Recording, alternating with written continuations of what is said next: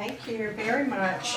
Well, I'm thrilled to be here. Thanks everybody for coming out on a gorgeous Sunday afternoon to hear about yellow fever.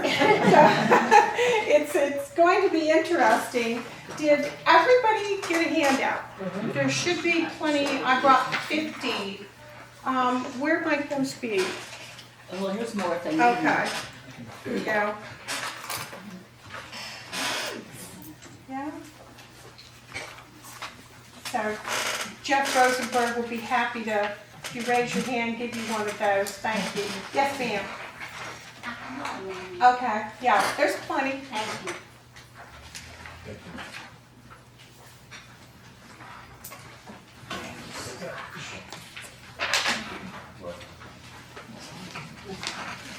So as a teacher, we always have to have handouts.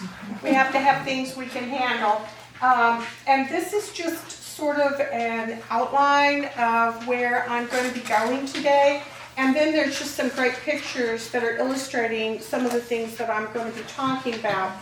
But yellow fever is a subject that when I was in graduate school earning a history and a master's in history, I happened to watch, it was late at night, and I happened to watch an old black and white movie on TCM, I think it was, and I bet you all are familiar with it, Jezebel. Mm-hmm. And it just played last week. I wish I could have put on the site, watch Jezebel, because I was watching this, and of course it's fictitious, and Betty Davis did a great job. But one of the things that was shown in this movie was about the quarantine lines. It was shown about the cannon being fired. It's set over in New Orleans, and just the fear of yellow fever. And it just really piqued my interest to the point in seeing that movie that I wanted to know more about it. And the more I started digging in, the more I realized how close we are to the remnants of what was yellow fever and the various epidemics. So when I was asked by Tim, and I was so honored to be asked to speak, I thought, well, let's just cover 300 years about Mississippi and yellow fever. We can do that in our time together. So I'm going to just give an overview, but every time I can send you somewhere within striking distance that will help you see the remnants of what happened here on this Mississippi Gulf Coast and throughout the state. I'm going to mention, and I was able to have a lot of good help with this research many years ago. Ray Belandi was instrumental in it.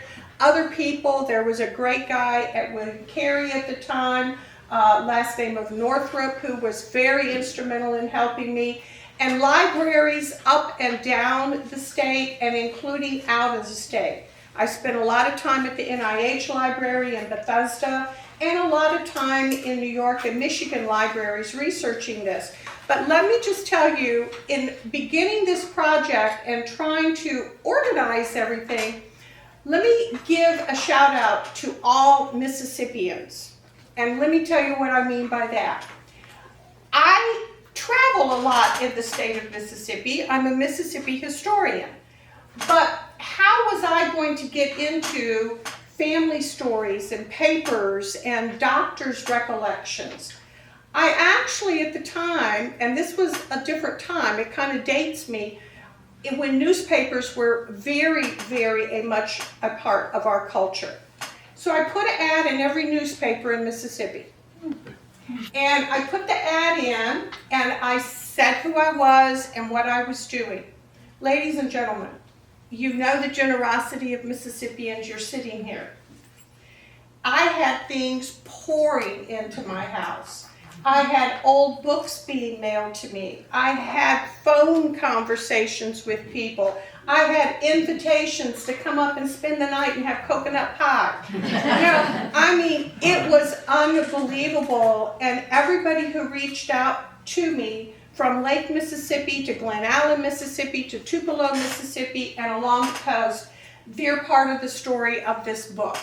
So it really is a tale of Mississippians and about this one epidemic, the book, but we're going to look a little bit about the whole broad sweep of the epidemic. So if you look at your handout, I thought that the picture, this is the way yellow fever was always portrayed. The yellow terror. And let me talk just a bit about why this. And I'm guessing that some of you in this room probably have had a yellow fever vaccination. Anybody? Not to put you on the spot. Now, if you've served in the military or you've been overseas where yellow fever is still rampant, because even in 2023, hundreds of thousands of people around the world did die of yellow fever. So it has not been eradicated whatsoever. But it certainly does conjure up the skeleton and the yellow terror. People would call it the yellow menace, the plague of the south, saffron scourge. They had all kinds of names for this horrendous disease until people began to understand the etiology of the disease and how you contract it and what you have to do to avoid it. And it's very simple when we get into our 20th century. So that's just what this. It literally was a terror that struck. So if we go to our outline, we're going to start